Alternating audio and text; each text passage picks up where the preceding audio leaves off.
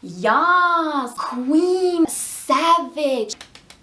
Yas, girl, yas.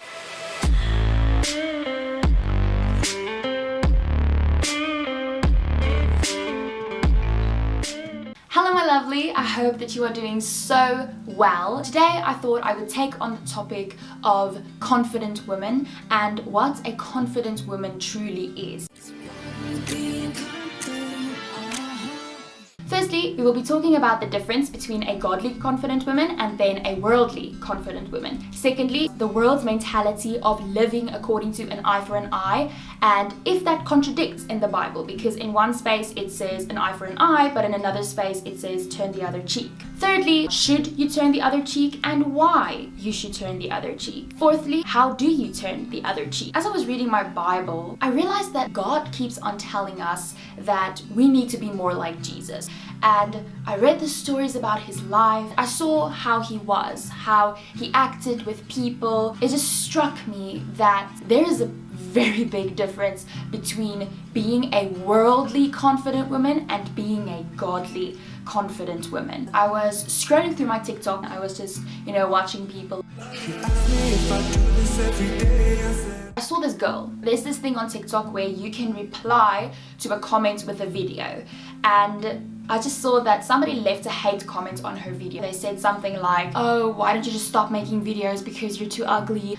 And I saw her replying to this comment with a video, and she was just sitting there like, oh my gosh, I can't believe that you're even doing this. You're literally so pathetic. You're insecure. I can't help it. You're so jealous of me. You're not gonna come in here with your hate. If you want to hate, go take it somewhere else. Get off my channel. If you don't like my channel, get off of it. Okay. I was scrolling through these comments and everybody was like, yas, queen, savage. Yas, girl, yas. Wow, this is honestly what us women and girls of these days, that is what we picture when we think of a confident woman. We picture someone that is not afraid to tell people what they think about them or give their opinion. She doesn't mind speaking her mind. We're just like, oh wow, she's so feisty. She's not someone that you should be messing with. I wish I had your confidence. Ladies learn. Yeah. Listen and learn, ladies. Boys learn. Oh, this bitch had a lot to say about me the other day in the press. Miley, what's good? Kiss the dolphin. I liked it. This up. I'll have to throw my Coke in your face. Like, I appreciate the vocals, but I also want to see, like, choreography, and I like the outfit. Oh, honey, like, go to Vegas. I like the... You go? I got my ass out. There we go. So there you go. Well, thank you guys. Thank you for blessing. Sofia Vergara sounds like she has a in her mouth. I hate hearing her talk. What's wrong with having a in my mouth? And that is truly what we as women see as confidence. That is worldly confidence. That is what the world perceives as a girl having confidence, but that is not godly confidence. The world lives according to an eye for an eye mentality. She's doing this, so you do something weird. Someone says something nasty to you, so you say something sharp and catty and witty and nasty back because it's what she deserves. It's what she deserves. You can take out your Bible and you can go take a look at Exodus 21 verse 24. In that verse it says, an eye for an eye, a foot for a foot, a tooth for a tooth. I read the whole passage in context. This is something that I want to say very early on in my YouTube channel, and I will probably repeat it a lot of times. If someone quotes a verse from the Bible, do yourself a favor and go read the whole passage. Don't just take one sentence and then form your entire opinion and views around that one passage. Read what goes on before that verse, what goes on after that verse. People can take a sentence and just completely, they just run away with it. They take this one sentence and then they just go. Run.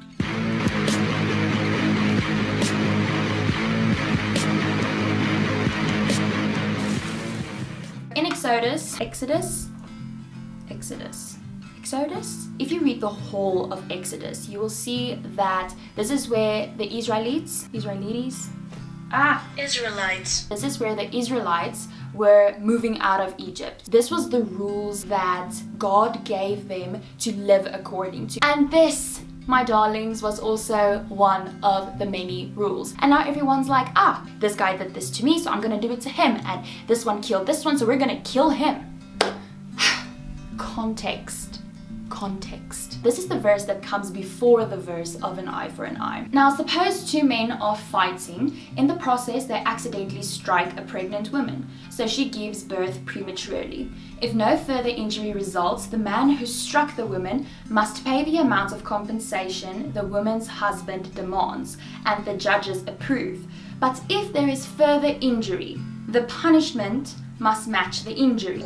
A life for a life, an eye for an eye, a tooth for a tooth, a hand for a hand, a foot for a foot, a bone for a bone, a wound for a wound, and a bruise for a bruise. The Bible never said that this was the general way, that it was the law, that everything that happened was an eye for an eye and a foot for a foot. If anything happens, that's the way to deal with it. What do you want for dinner?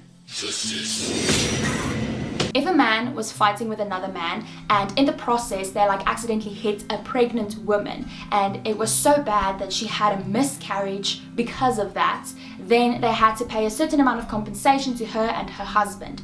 But if there was any further injury to her, so let's say he was coming in for the punch and he accidentally hit her in her face, or she ended up getting killed, then that man that did that to her was supposed to receive the same punishment. Thus, an eye for an eye, a tooth for a tooth. If you go read Matthew 5, verse 38 to 42, you have heard the law that says the punishment must match the injury, an eye for an eye and a tooth for a tooth. But I say, do not resist an evil person. If someone slaps you on the right cheek, offer the other cheek also.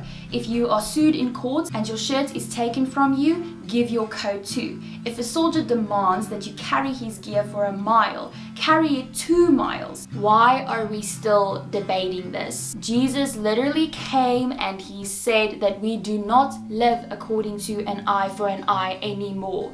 So the Bible is clearly stating that, if someone is doing something bad to you, let them do something even worse. We don't live in an era where we carry around soldiers' gear anymore, but we definitely do live in an era where we're not supposed to make videos talking down on them because they said something bad about you. If someone is shouting at you, I was rooting for you. We were all rooting for you. How dare you?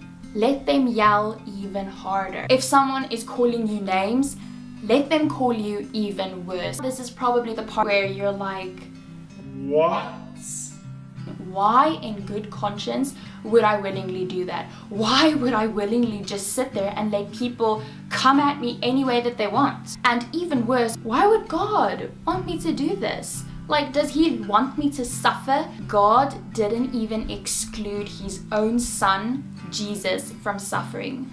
Why would he excuse you? Jesus was also mocked. He was misunderstood. He was falsely accused. He was abused. He was taken for granted. He was called names when he was nailed to a cross for our sins. I mean, people hated him. They hit him. They spat on him. They made a complete and utter joke out of him by making a crown with thorns, and they put it on his head. They mocked him and they were like, oh well, you know, seeing as you're the Son of God, here's your crown. And Jesus did not once defend himself. Not once did he tell these people, hey, do you know who I am, buddy? Do you know who you're messing with, buddy? You know what he did? He prayed while he was hanging on a cross with nails through his hands.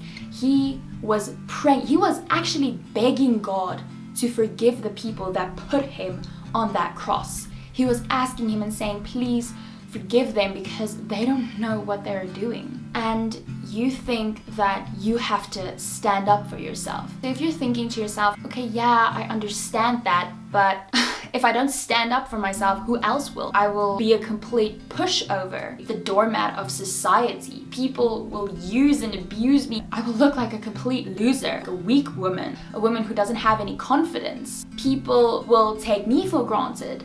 People will see this as an opportunity to do even worse to me because they know that I'm not going to say anything or that I'm going to do anything. I have 2 questions for you. 1, why does it matter?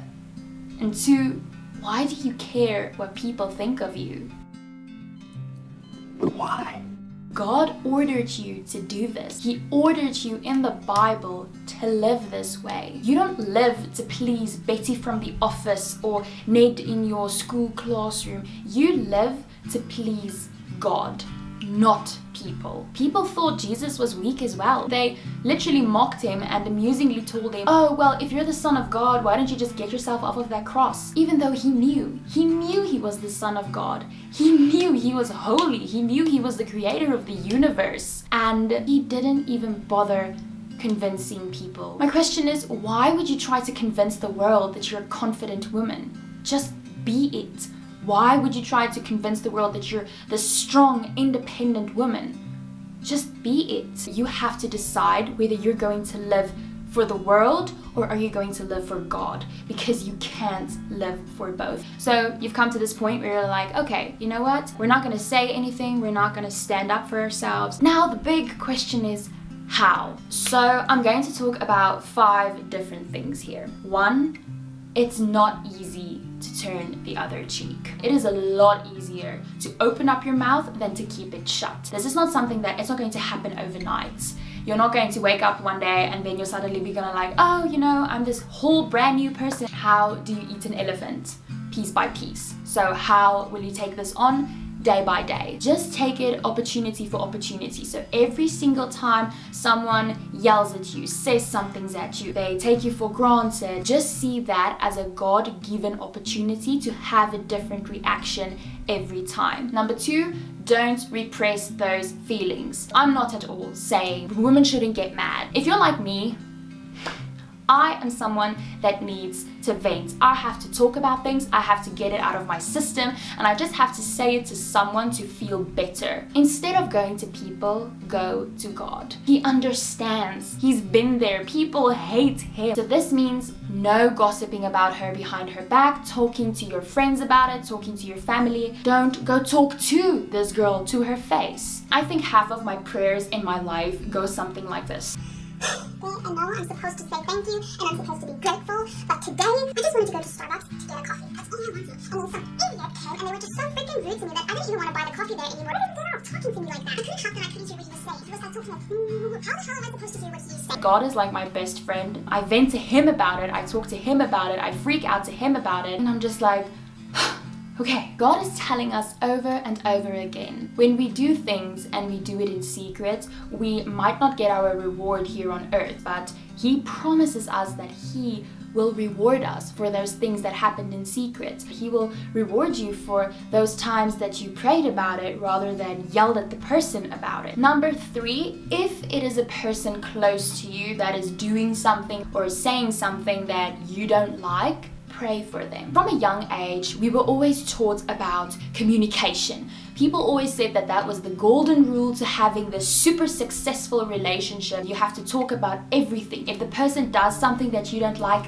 tell them. And I know this is kind of a bold statement to make. I don't believe that you should talk about everything. One day when me and my boyfriend had a little bit of a disagreement, he told me that he doesn't like it when I bottle up my feelings and then tell him everything at once. Then I tried a different approach by telling him bit by bit what I don't like about him, what irritates me, and then we were basically fighting the whole time. There was always something wrong. That's when I actually realized communication isn't this golden piece of magic that is going to secure your relationship. That communication wrecks relationships. Let's say your boyfriend did something that you didn't like. He was looking at another girl. You just thought, he's openly checking out other girls when I'm with him. If you go tell your boyfriend that, he is just going to not look at them because you told him not to look at them. But if you pray about it and you say, but God, it makes me insecure. I don't like it. It's not right of him to look at other women. I'm his girl. He's supposed to look at me.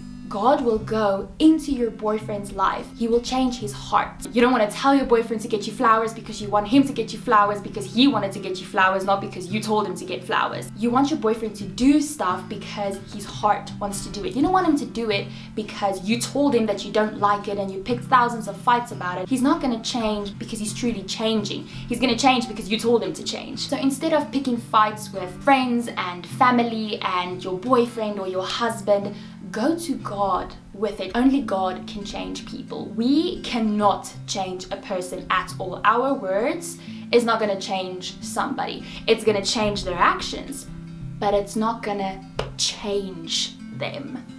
You get me? Number 4, are you thinking to yourself, but I deserve to be treated with respect. That's what I deserve as a woman. Excuse me, it's ma'am. It is ma'am. I don't think that we realize what we sound like when we say this. I think we have become so entitled, thinking that we deserve everything and that we have the right to everything and we've earned everything. Everything that you are given is given to you through the mercy and the grace and the love of God, not because you're this great person that deserves everything that you get. Don't you think that Jesus also deserved respect when he was nailed to a cross? Then number 5 is stand up for your faith and don't stand up for yourself. So if you read Mark 11 verse 15 to 17, there you will read about Jesus, who was so angry at the temple people that he whipped the people and he threw over tables. Jesus never stood up for himself. He never defended himself. He defended people that couldn't defend themselves. As we all know, people in that time made sacrifices to God. So they would like sacrifice their best cattle or sacrifice their best sheep. But because people lived very far away from the temple, they couldn't carry a sheep for like 100 miles to go and sacrifice it. So what they would do is they would sell the sheep on that side. They would take the money and they would go buy another sheep at the temple, and then they would sacrifice that sheep. And now what happened is the temple people messed with the scales. So then effectively what happened is they got less money, so they could buy a smaller sheep and the sacrifice was technically smaller. They were taking some of God's sacrifice for themselves. They were taking God's glory for themselves. Like, let's say for instance a guy is driving in a car and he sees that a woman is being attacked across the street. You know, is he supposed to be just like, oh yeah, I'm turning the other cheek?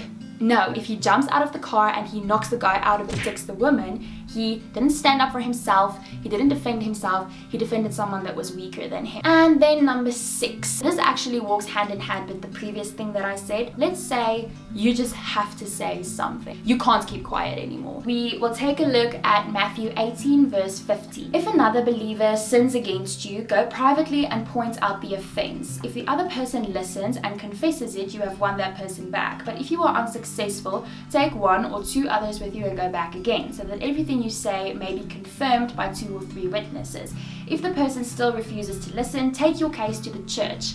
Then, if he or she won't accept the church decision, treat the person as a pagan or a corrupt tax collector. Let's say Betty did something to you and she's not a Christian. That verse clearly states that if a believer sins against you, you may go and talk to him about it. If Betty was not a Christian, you're not allowed to say anything because it says correct fellow believers. If Betty was a Christian, this doesn't suddenly give you the right to shout at her in front of other people or make catty, witty, sarcastic comments and then calling it confidence. No, you still have to correct her out of love, grace, compassion, and a good heart. That is my story for today. I hope that you see that there is a very big difference between being a godly confident woman and then being a worldly confident woman. World confident women say their say, they're feisty, they are not scared to speak their mind, but a godly confident woman, her confidence lays in her silence. I'm going to do the typical shout out again. If you like this video, give it a thumbs up. If you don't like it, please give it a thumbs down. Comment, subscribe, go follow all my social medias. You know the drill. Thanks guys.